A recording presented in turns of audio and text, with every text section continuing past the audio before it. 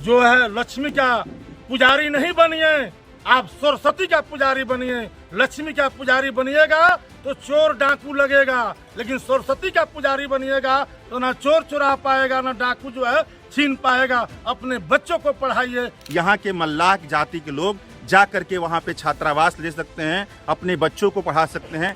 क्या इस तरह का कोई पहल हुआ यहाँ पे? हुआ है? ऐसा हुआ है? हुआ है। ये जो शांति है, इस शांति को योगेंद्र यादव कहते हैं। इसको भी पकड़िए। 1% भी मल्लाह जाति से कोई प्रोफेशनल डिग्री में नहीं है। आंकड़े यही कहते हैं। और नीतीश कुमार ने जाति जनगणना करवाया है। हमारे सरकार का आंकड़ा है भाई, जाति जनगणना सरकार का आंकड़ा है भाई, सरकार का आंकड़ा है।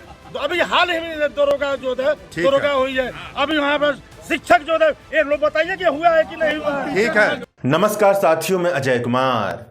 बिहार की साल 2023 की जाति जनगणना के मुताबिक बिहार में मल्लाह, निषाद, केवट या मछुआरा जाति कह लीजिए, इसकी आबादी बिहार की कुल आबादी की तकरीबन 2 से 3% के आसपास बनती है, 45 से 46 लाख के आसपास। और बिहार में इतनी ही आबादी तकरीबन भूमिहार जाति की भी है। मगर भूमिहार जाति का सरकार बनाने से लेकर के सरकारी नौकरियों में जितना बड़ा प्रतिनिधित्व है, उसके मुकाबले मल्लाह, निषाद, केवट और मछुआरों का कोई प्रतिनिधित्व नहीं है। मंत्री, केंद्रीय मंत्री सब बने हैं और बहुत ज़्यादा प्रतिनिधित्व भी होता है भूमिहारों का, लेकिन मल्लाह का कुछ भी नहीं है। जाति जनगणना की रिपोर्ट यह भी बताती है कि मल्लाह जाति के बीच 1% भी ऐसे लोग नहीं हैं जिनके पास किसी न किसी तरह की प्रोफेशनल डिग्री, मतलब डॉक्टर, इंजीनियर, चार्टर्ड अकाउंटेंट जैसी पद को पाने के लिए, नौकरियां पाने के लिए जो डिग्रियां चाहिए वैसी डिग्री हो। और इसका मूल कारण क्या है? बहुत लंबे समय से चलती आ रही भेदभावकारी जाति व्यवस्था। फॉरवर्ड प्रेस के संपादक नवल किशोर कुमार द वायर पर लिखते हैं कि यदि मल्लाह जाति के लोगों को अतीत के पन्नों पर लिखने की आज़ादी होती तो यह अपने बारे में जरूर लिखते कि इनके पूर्वज ही रहे जिन्होंने नदियों और समंदरों पर विजय हासिल की। इन्होंने ही मानव सभ्यता को पूरी दुनिया में फैलाया है। इनका बहुत बड़ा योगदान रहा है, क्योंकि पढ़ने लिखने का जो काम था इनके हाथ में नहीं था, उच्च वर्ग के हाथों में था, ब्राह्मणों के हाथ में। तो इनके बारे में इस तरह की बातें भी नहीं लिखी गई हैं। मल्लाह जाति ईबीसी कैटेगरी यानी कि एक्सट्रीम बैकवर्ड क्लास, अत्यंत पिछड़ा क्लास के भीतर आती है। बिहार में इस कैटेगरी की आबादी सबसे ज़्यादा तकरीबन 36% के आसपास है। मल्लाह समाज से आने वाले मुकेश साहनी को ही महागठबंधन ने चुनाव जीतने पर डिप्टी सीएम का पद देने का वायदा किया है। बिहार में ईबीसी वोट को अपनी तरफ करने के लिए महागठबंधन और एनडीए में जबरदस्त लड़ाई चल रही है। मतलब ऐसा चल रहा है कि किसी न किसी तरह से यह जाति उनके खेमे में आए, क्योंकि सबसे बड़ा वर्ग यही है। मल्लाह जाति के एनडीए के बड़े नेता भीष्म साहनी से मेरी मुलाकात वाल्मीकि नगर विधानसभा में हो गई। भीष्म साहनी जेडीयू से इस समय विधान परिषद सदस्य हैं। भीष्म साहनी वाल्मीकि नगर विधानसभा में जदयू के प्रत्याशी रिंकू सिंह, जो कि ऊंची जाति से आते हैं, उनके लिए वोट की गोलबंदी करने के लिए मल्लाह जाति की सभा को समझा रहे थे। संबोधन नहीं दे रहे थे, समझा रहे थे। वाद विवाद हो रहा था, उधर से बातें हो रही थी तो इधर से वो जवाब दे रहे थे। सभा तकरीबन 1-1.5 घंटे चली। बिहार में तकरीबन 45 लाख की आबादी वाले मल्लाह समाज का जन कल्याण केवल आरक्षण से तो हो नहीं सकता है। इसीलिए मल्लाह समाज के जितने भी लोग सभा में बैठे थे, उनकी तरफ से प्रमुख आवाज यही आ रही थी कि वोट लेने के वक्त तो सबको ध्यान में आता है कि इस समाज से बात की जाए, मगर उसके बाद तो हमें कोई पूछता ही नहीं है, कोई हमारी खैरी खबर नहीं लेता। उनके बच्चे पढ़ लिख नहीं रहे हैं, आगे नहीं बढ़ रहे हैं, सरकारी नौकरी नहीं ले पा रहे हैं और सब लोग कहाँ ना कहाँ पहुँच गए। यह सारी बातें भीष्म साहनी के सामने मल्लाह समाज के लोग रख रहे थे। भीष्म साहनी के पास इन सवालों का कोई ठोस जवाब नहीं था।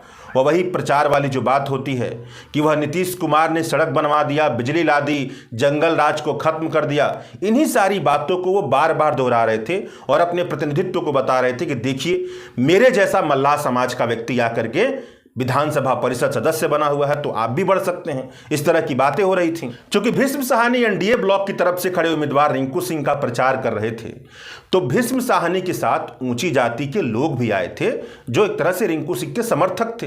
उनके तर्क ऐसे थे कि वह मल्लाह समाज पर ही दोष डाल दे रहे थे कि आप लोग अपने बच्चों को स्कूल नहीं भेजेंगे, नहीं पढ़ाएंगे तो आगे वह कैसे बढ़ सकते हैं। मल्लाह समाज की पीड़ा को केवल वोट की नज़र से देखा जा रहा था। भीष्म साहनी ने अंत में जाते जाते यह भी कह दिया कि जो दूध बेचते हैं उन्होंने तो छत पिटवा लिया, लेकिन 500-600 रुपये किलो जो मछलियां बेचते हैं वह अब भी बदहाली में है।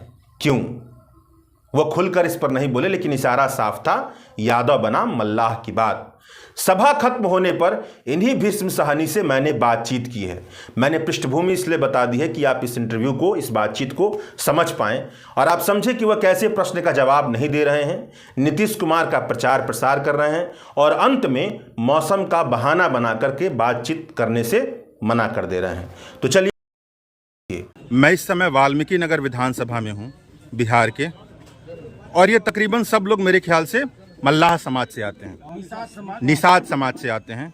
और मेरे सामने जो आप चेहरा देख रहे हैं वो चेहरा है भीष्म साहनी का, जो विधान परिषद सदस्य हैं बिहार में। तो चलिए इन्हीं से हम कुछ बात करते हैं। तो सर, अभी आपकी एक सभा हुई, सभा मैंने सुना बड़े ध्यान से कि आपका ज़्यादातर जोर इस सभा में था मल्लाह समाज को लेकर के। तो मल्लाह समाज के लिए जो आपने पहल की हो विधान परिषद में जाकर के, आप तो कानून बनाने को लेकर के, विचार विमर्श करने को लेकर के वहां पर पहल करेंगे, तो आपने क्या पहल किया? ये अति पिछड़े समाज से हम लोग आते हैं, निषाद समाज। ठीक। और कर्पूरी ठाकुर जो देश रत्न है, उनके बाद अगर अति पिछड़ा समाज के लिए किसी ने कोई किया है, उस व्यक्ति का नाम है नीतीश कुमार। नीतीश कुमार जब वह 2005 में बिहार की गद्दी संभाले और 2006 में उन्होंने कानून बनाया कि त्रिस्तरीय पंचायत चुनाव में 20% जो है अति पिछड़ों को जो है आरक्षण देने का जो है काम किया नीतीश कुमार जी के द्वारा। और आपको ये बताते हुए मुझे खुशी हो रहा है कि आप एकलव्य छात्रावास, अति पिछड़ों का जो है प्रोत्साहन राशि, ये सब जो है किया गया। एक बात बताइए, कास्ट सर्वे से निकल करके आया, जाति जनगणना से, कि बिहार में मल्लाह जाति की आबादी 2 से 3% के आसपास है, मगर इतनी बड़ी जाति में कोई भी 1% भी ऐसी आबादी नहीं है जिसके पास प्रोफेशनल डिग्री हो। मतलब कि 1% आबादी नहीं है जिसके पास MA की डिग्री हो, CA हो, CS हो, मेडिकल में हो। तो किया क्या आप लोगों ने? देखिए, 20 साल से आप लोग का शासन है। देखिए, अभी हम बताए कि एकलव्य छात्रावास, ये छात्रावास एकलव्य, ये तो नहीं ना? ये नहीं है। अच्छा, ये नहीं है। पूरे जिला में, हाँ, हर जिला में एकलव्य छात्रावास का निर्माण जो है कराया गया। पहले बजट में जो है आप जो है जो छात्रावास में, तो क्या एकलव्य छात्रावास में आप लोगों में से कोई गया है? मल्लाह जाति में से कोई भी बीन जाति में कोई गया है?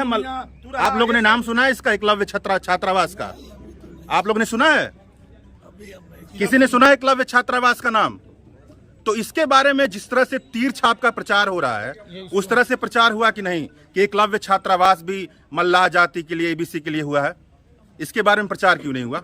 प्रचार जो हम अभी आपके चैनल के सामने आने के पूर्व मैंने अपने लोगों से, बीन, मलाह, नुनिया, तुरहा, कमकर, कानून, इन लोगों से, मैं अपने निषाद बरादरी के लोगों से मैं आग्रह किया हूं, अपील किया हूं कि आप जो है लक्ष्मी का पुजारी नहीं बनिए, आप सरस्वती का पुजारी बनिए।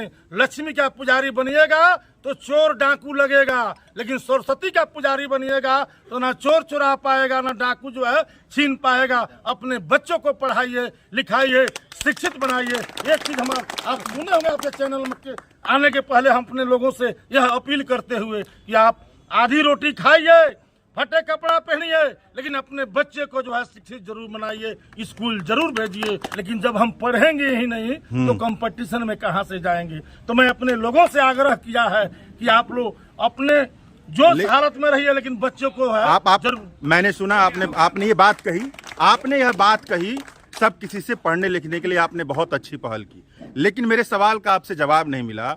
इसमें से कितने लोग एकलव्य छात्रावास के बारे में जानते हैं?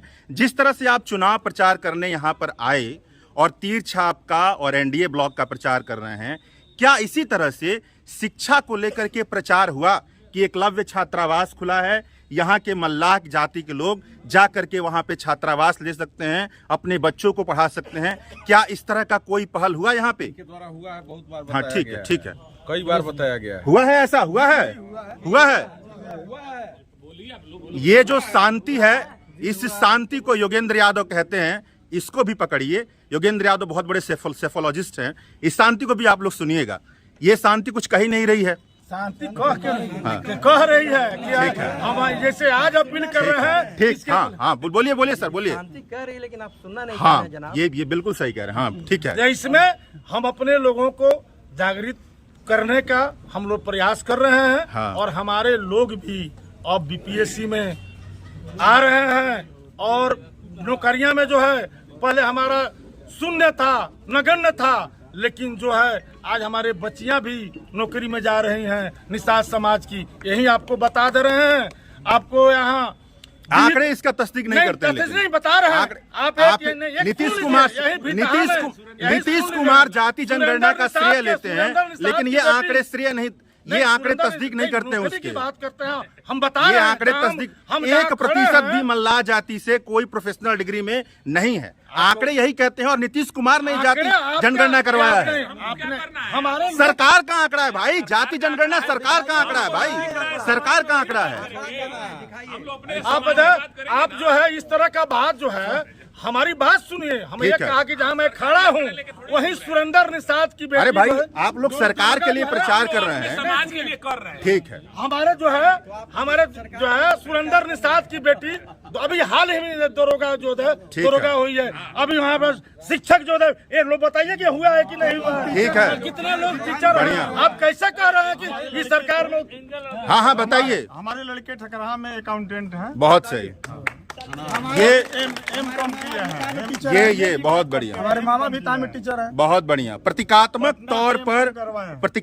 तौर पर विकास का एक मॉडल है, जहां पर राष्ट्रपति आदिवासी समाज से आता है तो कह दिया जाता है कि आदिवासी समाज का पूरा जन कल्याण हो गया। यही एक तरह का एग्जाम्पल है जो आपने यहाँ पर सुना। अच्छी बात है। अब एक लास्ट क्वेश्चन में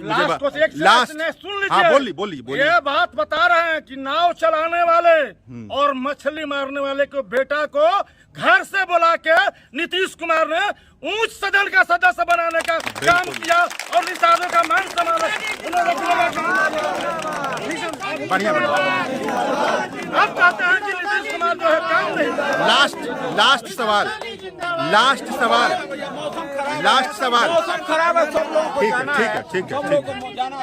ठीक है।